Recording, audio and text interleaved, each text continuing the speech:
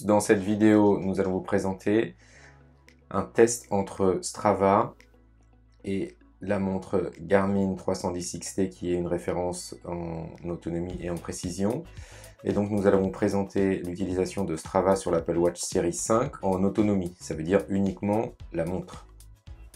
Gros avantage de Strava par rapport à Runtastic, c'est que l'option coach vocal est disponible lorsque l'on utilise uniquement la montre. Bonjour à tous, alors c'est parti aujourd'hui pour un petit test entre Strava et Garmin pour pouvoir comparer les traces GPS. C'est la chose qu'on devait faire la dernière fois avec Runtastic, mais Runtastic s'est fait racheter par Adidas et du coup il n'y a plus moyen de récupérer les fichiers GPX pour pouvoir comparer les deux traces. Du coup on refait le test avec Strava qui nous permet aussi d'utiliser l'Apple Watch seule et donc sans le smartphone en fonction, ce qui nous permet d'économiser la batterie énormément du smartphone. Deuxième petite chose, Strava par rapport à Runtastic est capable de nous donner les repères de temps au kilomètre, par exemple les indications directement sur la montre, ce qui n'est pas le cas de Runtastic. Alors on va tester tout ça aujourd'hui et on va voir si le problème de la fréquence cardiaque est résolu.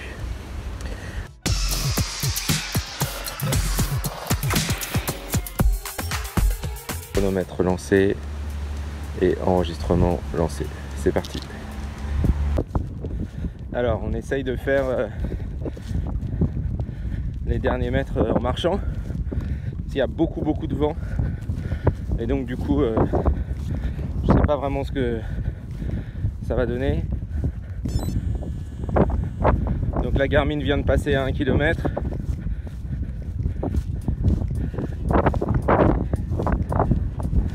Et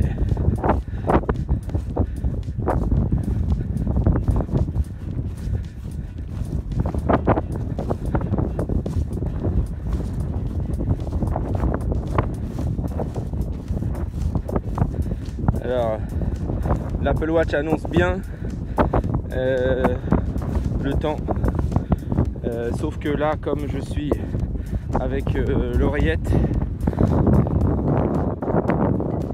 du coup j'ai le temps au kilomètre qui est dans l'oreillette.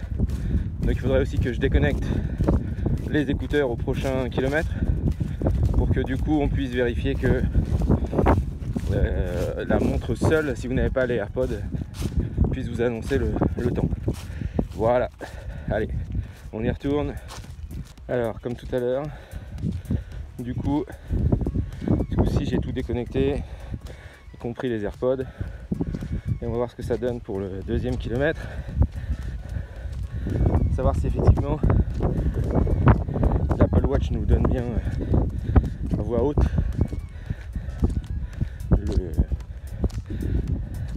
l'allure moyenne du dernier kilomètre, savoir si elle nous coach de manière orale ou pas. C'est la question qui m'a été posée. Donc voilà, avec la Garmin on est déjà arrivé au deuxième kilomètre. Distance 2 km. Temps 13 minutes 41 secondes. Kilomètre précédent en 6 minutes 28 secondes. Voilà, donc là elle nous a tout annoncé comme le téléphone, avec en plus la fréquence cardiaque qui fonctionne. Voilà, allez on se retrouve pour la suite. 1 heure. Juste regarder au niveau de la batterie, on est parti à 100% et on est à 94%. Donc encore mieux que la dernière fois. Du coup Strava, 1 heure de course, 6% de la montre utilisée. Ensuite on va essayer de faire le 8e kilomètre. Bon, en marchant du coup. Pour voir la différence qu'il y a au bout de 8 km.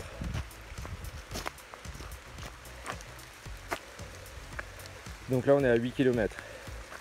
Voilà, et 7 km 917. Donc forêt très dense. Hein.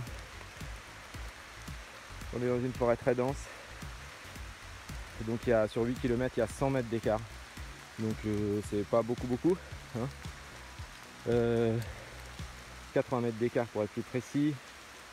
Voilà, donc c'est plutôt satisfaisant. Et en termes de batterie, c'est juste super quoi. Voilà. Même ceux qui vont vouloir faire le petit 50 km des Rois Maudits aujourd'hui, du coup, s'ils font 4 heures, allez, même 5 heures, ils repartent avec plus de la moitié de leur batterie. Voilà, allez, on se retrouve à la fin.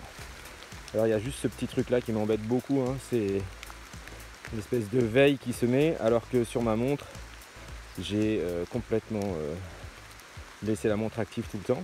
Et là on se retrouve avec le vieux système pour les Apple Watch d'avant, où il se met en mode économie d'énergie juste avec l'heure. Mais du coup, c'est voilà, aucun intérêt d'avoir l'Apple Watch 5 si derrière ce travail nous met comme Runtastic juste l'heure à chaque fois. Allez, beaucoup de pluie. Il y a un petit mode pluie d'ailleurs dessus. Quand on est là, un petit glissé vers la gauche. Hop. Et là, il y a un petit mode waterlock. Tac.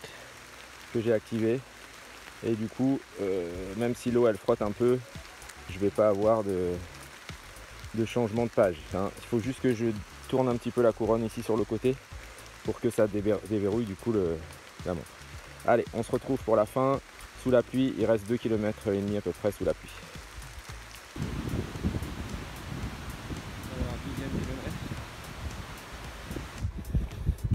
Toujours en marchant pour que ce soit le plus stable possible, pas trop louper.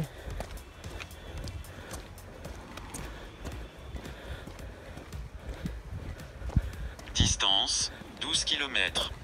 Temps 1 heure 29 minutes 11 secondes. Kilomètre précédent en 6 minutes 28 secondes.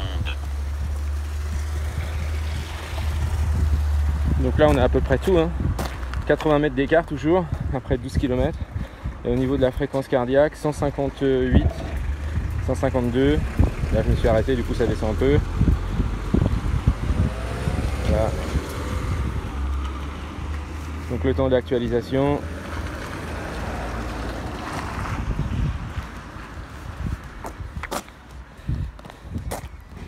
Voilà.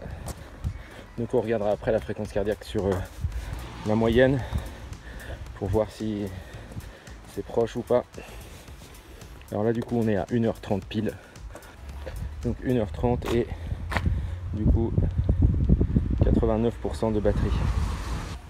Donc voilà, on s'arrête là. 1h30.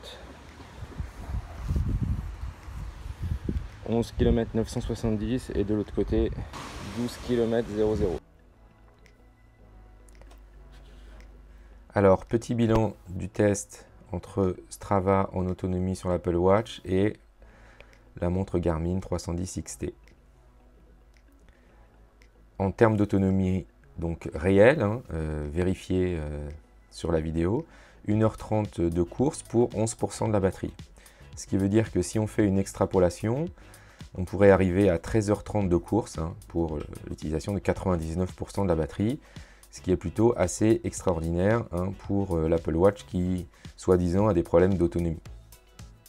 En ce qui concerne maintenant la précision du GPS, on peut dire qu'on est à 99% en accord avec Garmin. Si on compare les deux traces GPS sur une petite application, on a donc en rouge la trace de Strava et en bleu la trace du Garmin. Donc on peut dire que les deux se superposent parfaitement, même si on zoome un petit peu.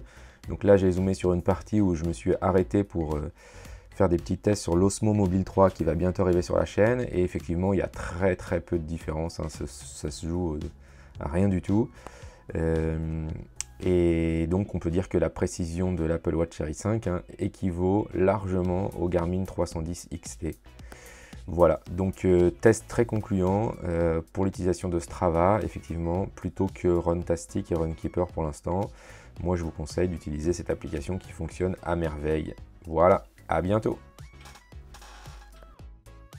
N'oubliez pas bien sûr de vous abonner et d'activer la petite cloche de notification.